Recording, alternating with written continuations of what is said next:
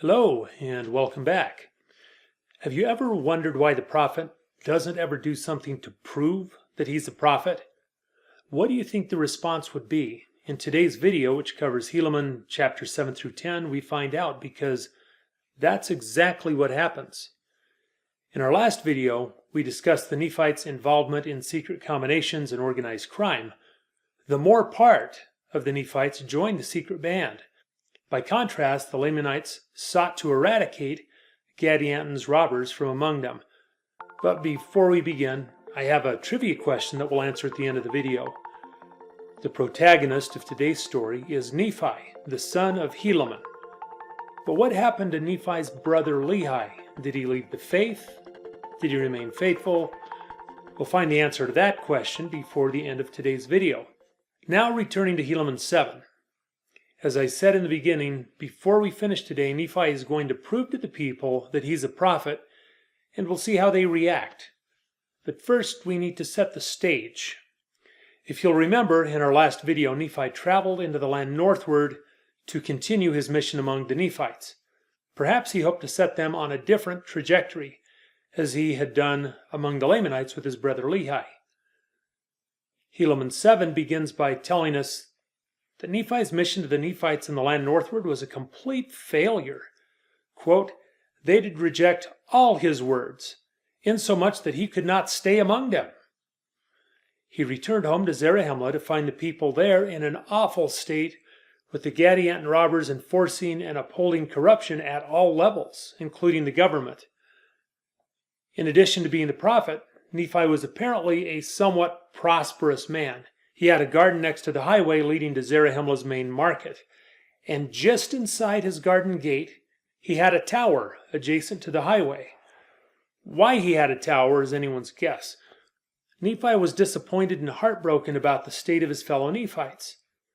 Verse 6 tells us that his heart was swollen with sorrow within his breast, and he did exclaim in the agony of his soul, "Oh, that I could have had my days in the days when my father Nephi first came out of the land of Jerusalem, that I could have joyed with him in the promised land. Then were his people easy to be entreated, firm to keep the commandments of God, and slow to be led to do iniquity. And they were quick to hearken unto the words of the Lord." But Nephi didn't lament quietly in his bedroom or his closet. No. Instead, he did his lamenting loudly from the tower right next to the busy highway. Passers-by heard his mourning and lamentations and crying and told others. Word spread, and before long a large crowd was gathered there by the tower. Verse 13, and it came to pass that he opened his mouth and said unto them, Behold, why have ye gathered yourselves together, that I may tell you of your iniquities? The rest of the chapter is Nephi addressing his people's iniquities, but to describe it as a reprimand would miss the tone. Instead of being righteously indignant, Nephi's words indicate that he felt confused, heartbroken, and betrayed.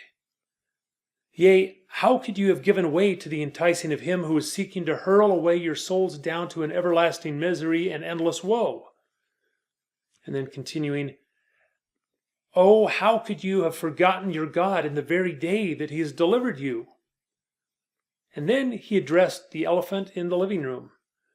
Yea, woe be unto you because of that great abomination which has come among you, and you have united yourselves unto it, yea, to that secret band which was established by Gadianton. The first rule of Gadianton's robbers is that you don't talk about Gadianton's robbers. Everyone knew that, but here Nephi was talking about them plainly from a tower in public. He warned that destruction would come upon them unless they repented. If they didn't change course, God would no longer protect them from their enemies as he had done historically.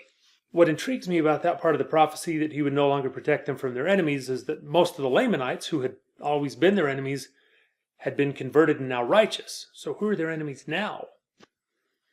No matter.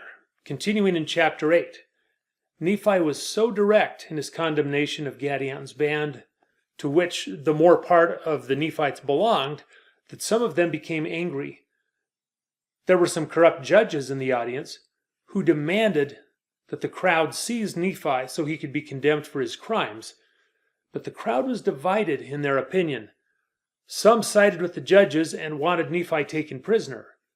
In addition to, perhaps, being a little peeved that Nephi was openly discussing their secret society, they didn't want to believe that destruction was coming.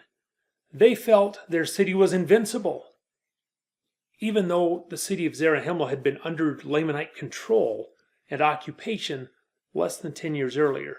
But participation in Gadian's band had made several Nephites wealthy, and, to borrow a phrase from 2 Nephi 28:21, they had been pacified and lulled into carnal security, and were in complete denial of the peril of their situation. They were offended by Nephi's threats of destruction, saying, "We are powerful, and our city is great, therefore our enemies can have no power over us." Other people in the audience said to leave Nephi alone because he was speaking the truth. He was a good man, they said, and they knew he was a prophet because otherwise he could not have known about their secret works. Overall, enough people sided with Nephi to keep the corrupt judges from seizing him then and there. But prophesying of destruction was only part of the message Nephi gave from his tower. He also, more importantly, wanted to restore them to a belief in Christ, the Son of God. And this is something that we see all throughout the Book of Mormon, as we've discussed here before. The people followed the law of Moses and believed in God, but they struggled with the concept of God's Son. Rather than believing in Christ, most of them seemed to believe in the traditional law of Moses, and they considered a belief in the coming Messiah to be blasphemy. And this seems strange to me. You would think that if everyone in the Promised Land descended from Lehi, and Lehi taught of Christ, that would be the prevailing religion. How did they revert to the religion of the people in Jerusalem? Was it because they were basing their beliefs on the brass plates? Why were the Christians still in the minority? I'd welcome any thoughts or insights on that. I just don't know. But Nephi reminded his audience that Moses had saved his people from physical destruction by leading them out of Egypt, and at a later time, he raised up a serpent in the wilderness to heal anybody who had been snake-bitten. After teaching them about Moses, Nephi reminded the audience that Moses, who they believed in, had testified that the Son of God would come. And Moses was not alone in his testimony of the Son of God. Abraham and many who had preceded him had been called after the order of the Son of God. Subsequent prophets such as Zenos, Enoch, Isaiah, and Isaiah testified of him. And he also spoke of Jeremiah. And Jeremiah in particular is noteworthy. Nephi tells that Jeremiah predicted the destruction of Israel. As he says in verse 21, "And now will you dispute that Jerusalem was destroyed? Will ye say that the sons of Zedekiah were not slain, all except it were Mulek? Yea, and do ye not behold that the seed of Zedekiah are with us, and they were driven out of the land of Jerusalem?" He was referring to the people of Zarahemla who were descendants of Mulek.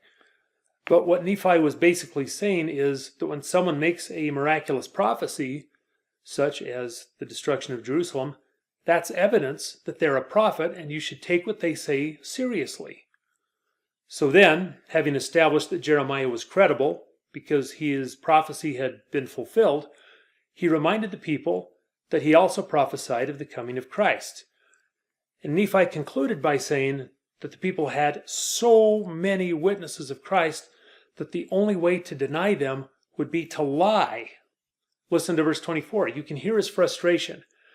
"And now, seeing ye know these things and cannot deny them, except ye shall lie, therefore in this ye have sinned, for ye have rejected all these things, notwithstanding so many evidences which ye have received. Yea, ye have received all things, both in heaven and all things which are in earth, as a witness that they are true." They had rejected the truth, Nephi said. And he had made the point that you should believe prophets who would make true prophecies. And then, so that they would believe that destruction was coming, Nephi made a prophecy of his own. Verse 27. "Yea, behold, it," referring to everlasting destruction, "is now at your doors. Yea, go ye in unto the judgment seat and search. And behold, your chief judge is murdered, and he lieth in his blood. And he hath been murdered by his brother, who seeketh to sit in the judgment seat. And behold, they both belong to your secret band, whose author is Gadianton, and the evil one, who seeketh to destroy the souls of men." Then we move to Helaman 9. And we also go back to the question that I asked at the beginning of this video. Why don't prophets do things to prove that they're prophets? What would the people's reaction be? Nephi, standing on his tower, had told the crowd that the chief judge was murdered by his own brother. 5 men were sent to investigate. And it came to pass that they ran in their might and came in unto the judgment seat, and behold, the chief judge had fallen to the earth and did lie in his blood. Prior to coming, these 5 men had not believed that Nephi was the prophet. Perhaps they thought he was just a cantankerous old man. But now, when they saw, they believed, and fear came upon them lest all the judgments which Nephi had spoken should come upon the people. Therefore they did quake and had fallen to the earth. The chief judge's brother, after killing the chief judge, had run out crying murder. He gathered a group of people, and they ran back to the throne room, and there they discovered the chief judge murdered, and 5 strange men by him on the ground.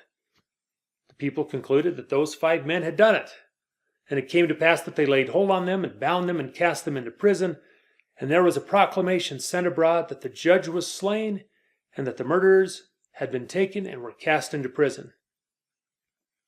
The next day, at the chief judge's burial, the judges who had been at Nephi's garden wondered what happened to those 5 guys that they sent to investigate. And it came to pass that they inquired among the people, saying, Where are the 5 who we sent to inquire concerning the chief judge, whether he was dead? And they answered and said, Concerning this 5 whom ye say you have sent, we know not, but there are 5 who are the murderers who we have cast into prison. The 5 men were put on trial, and they told what had happened, that Nephi had told them that the chief judge was killed, and they came and they found him. So how did the judges respond? Now it came to pass that the judges did expound the matter unto the people, and did cry out against Nephi, saying, Behold, we know that this Nephi must have agreed with someone to slay the judge, and then he might declare unto us that he might convert us unto his faith, that he might raise himself to be a great man, chosen of God and a prophet. Rather than believing that Nephi had made an accurate prophecy, they accused him of being complicit in the murder. So they caused that Nephi should be taken and bound and brought before the multitude, and they began to question him in divers ways, that they might cross him, that they might accuse him to death. During the trial, Nephi gave detailed instructions to the judges on where to find the true murderer, where to find evidence, and how to obtain a confession from the murderer, the chief judge's brother. They followed his instructions, and the brother confessed. In addition to confessing, he said that Nephi was not involved, and that he could have known nothing about it unless it was through God's power. So the people had definitive proof that Nephi was a prophet. He had made a prophecy which had come true. He had made a prophecy about a big event that he could not have known about. And there were some of the Nephites who believed on the words of Nephi. And there were some also who believed because of the testimony of the 5, for they had been converted while they were in prison. And now there were some among the people who said that Nephi was a prophet. And there were others who said, Behold, he is a god. For except he was a god, he could not know of all things. For behold, he has told us the thoughts of our hearts, and he has also told us things, and even he has brought unto our knowledge the true murderer of our chief judge. So there was no question among the people that Nephi had made a miraculous prophecy. And so it followed that his prophecy of destruction, if they didn't repent, was also true. And more importantly, that the Son of God would soon visit the earth. So everyone accepted him, repented, and lived righteously ever after, right? Not really. Here's verse 1 of chapter 10. And it came to pass that there arose a division among the people, insomuch that they divided hither and thither, and went their ways, leaving Nephi alone as he was standing in the midst of them. He walked home alone, pondering what had just happened, and feeling very discouraged about his people. As he walked, God's voice came to him. Blessed art thou, Nephi, for those things which thou hast done. For I have beheld how thou hast with unwearyingness declared the word, which I have given unto thee, unto this people. For thou hast not feared them, and hast not sought thine own life, but hast sought my will, and to keep my commandments. God continued by promising that because of Nephi's faithfulness, whatever Nephi would say would come to pass. For thou shalt not ask that which is contrary to my will. Whatsoever Nephi sealed on earth would be sealed in heaven. God, in short, was making Nephi his deputy. A deputy is the term for someone given power to act in the place of another, or, quote, an assistant exercising full authority in the absence of his or her superior. God explained to Nephi that he had power to rend temples in twain, to make mountains smooth. Whatever Nephi commanded would happen, just as if God had commanded it. Think about that. What would you do if God made that promise to you? It might not be as great as you think. Here's verse 6.